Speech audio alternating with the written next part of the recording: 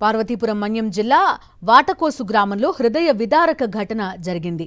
Road సౌకర్యం లేకపోవడంతో అనారోగ్యంతో ఉన్న వ్యక్తిని డోలీలో తీసుకెళ్తుండగా మరణించాడు.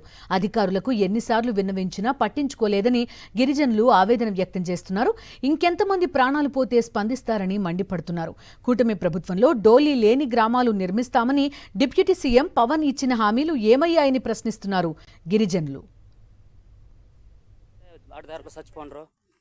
చూడండి, చేస్తున్నారు పెద్దవాళ్ళు.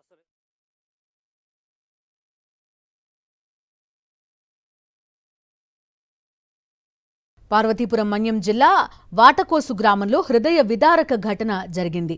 రోడ్డు సౌకర్యం లేకపోవడంతో అనారోగ్యంతో ఉన్న వ్యక్తిని డోలీలో తీసుకెళ్తుండగా మరణించాడు. అధికారులకు ఎన్నిసార్లు విన్నవించినా పట్టించుకోలేదని గిరిజనులు ఆవేదన వ్యక్తం చేస్తున్నారు. ఇంకెంతమంది ప్రాణాలు పోతే స్పందిస్తారని మండిపడుతున్నారు.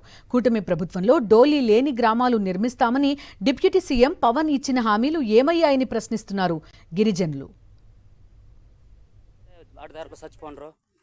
చూడండి, చేస్తున్నారు పెద్దవాళ్ళు.